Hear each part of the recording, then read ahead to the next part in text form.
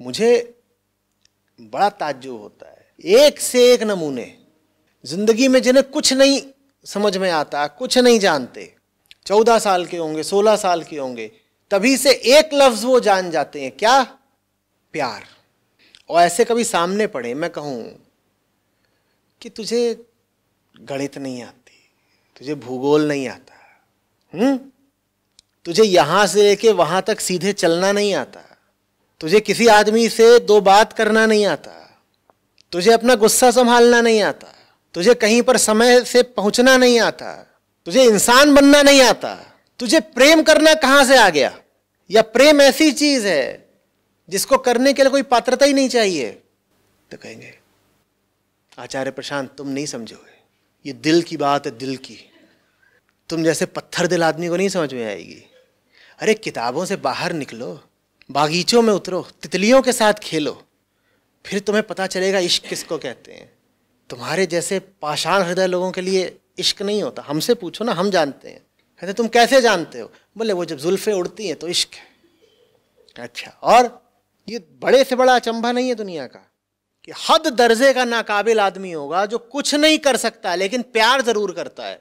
कैसे भाई, कैसे कैसे? तो कहेंगे नहीं, ऐसे थोड़ी होता है आचार्य जी। प्यार करने के लिए कोई योग्यता पात्रता थोड़ी चाहिए, कोई सर्टिफिकेट थोड़ी चाहिए। चाहिए भाई, चाहिए। ये गलत लोगों ने तुम्हारे दिमाग में गलत शिक्षा भर दी है कि प्यार तो कुदरती होता है, कि प्यार तो प्राकृतिक होता है, कि प्यार करना तो जानवर भी जानते हैं। ये मूर्खता की बात है जो तुम्हें सिखा दी गई है। तुमसे बोल दिया गया है कि प्यार तो एक छोटे बच्चे से सीखो। ये पागलपन की बात है। छोटा बच्चा मोह जानता है, छोटा बच्चा ममता जानता है, छोटा बच्चा आसक्ति जानता है, प्रेम नहीं जानता। प्रेम सीखना पड़ता है। मनुष्य अकेला प्राणी है जो प्रेम जानता है। तुम बेकार की बात कर रहे हो अगर तुम कह रहे हो कि प्रेम तो जानवर भी समझते हैं। नहीं, जानवर प्रेम नहीं समझते, जानवर सुरक्षा समझते हैं। प्रेम तो मूलतः आध्यात्मिक होता है। प्रेम करने की योग्यता तो सिर्फ उसकी है जो मन को समझ गया हो, जो मन की बेचैनी को जान गया हो। मन की बेचैनी का चैन के प्रति खिंचाव ही प्रेम है। इसके अलावा प्रेम की कोई परिभाषा नहीं। आचार्य जी ये देखिए गलती कर गए ना, आपने प्रेम की परिभाषा दे दी। अरे हमसे पूछिए ना, हम 8वीं क्लास के लौंडे हैं, लेकिन हम आपको बताए देते हैं कि इश्क वो है जिसे लफ्जों में बयां नहीं किया जा सकता।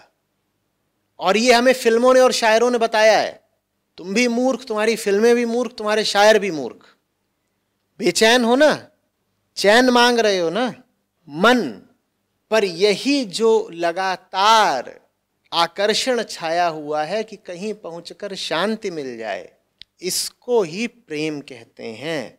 तो प्रेम सार्थक तब हुआ जब आप उस दिशा जाएं जहां वास्तव में शांति मिलती हो। लेकिन प्रकृति और जो प्राकृतिक खिंचाव होता है, जिसको आप प्राकृतिक प्रेम बोल देते हैं, उसका ऐसा कोई इरादा नहीं होता कि आपको शांति मिले। अंतर समझना। प्राकृतिक खिंचाव का नतीजा सिर्फ एक हो सकता है, संतान, और आध्यात्मिक खिंचाव का नतीजा होती है शांति। इसीलिए प्राकृतिक खिंचाव सदा पुरुष का स्त्री से, स्त्री का पुरुष से होता है, कुछ अपवादों को छोड़ दे तो। क्योंकि प्राकृतिक खिंचाव है ही इसीलिए कि या तो रोटी मिल जाए, या घर मिल जाए, सुरक्षा मिल जाए, या सेक्स मिल जाए, संतान पैदा हो जाए। प्राकृतिक खिंचाव इन वजहों से होता है। आध्यात्मिक खिंचाव किस लिए होता है? उसकी सिर्फ एक वजह होती है, शांति मिल जाए।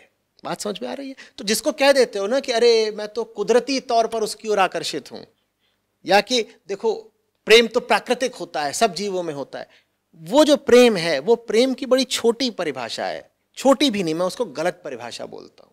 उसे प्रेम कहना ही नहीं चाहिए। प्रेम करने के लिए पात्रता चाहिए। प्रेम करने के लिए ऐसी आंखें चाहिए जो दूसरे को कम और खुद को ज्यादा देखें। तुम्हारी आंखें जाकर के दूसरे से ही चिपक गई हैं तो ये प्रेम की निशानी नहीं है, ये तुम्हारे पशु होने की निशानी है। पशु के पास कोई पात्रता नहीं होती, उसके पास काबिलियत ही नहीं कि वो खुद को देख सके कि मेरे भीतर चल क्या रहा है, इस खोपड़ी में चल क्या रहा है वास्तव में। इंसान होने की विशिष्टता ये है कि तुम खुद को देख सकते हो, समझ सकते हो। जब तुम खुद को देखोगे, जब तुम्हें अपने भीतर की गड़बड़ का कारण समझ में आएगा, जब तुम्हें अपनी बेचैनी का सबब समझ में आएगा, तभी तो तुम खिंचोगे ना समाधान की ओर और चैन की ओर। समाधान की ओर खींचना, चैन की ओर बढ़ना, ये प्रेम है। जा मार्ग साहब मिले, प्रेम कहावे सोए। कितनी सीधी परिभाषा दे दी संतों ने। प्रेम प्रेम सब कहें, प्रेम न जाने कोय, और जा मार्ग साहब मिले, प्रेम कहावे सोए। पता करना हो कि तुम्हें जो अनुभव हो रहा है अभी वो प्रेम का ही है या किसी और चीज का, तो ऐसे जांच लेना कि जिस रास्ते पर तुम्हें ये तुम्हारा प्रेम खींच रहा है, उस रास्ते पर तुम्हें साहब मिलेंगे या कोई और मिलेंगी, ये देख लो। साहब समझ रहे हो ना कौन? मुक्ति की स्थिति को साहब कह दिया, यहां शांति को साहब कह दिया।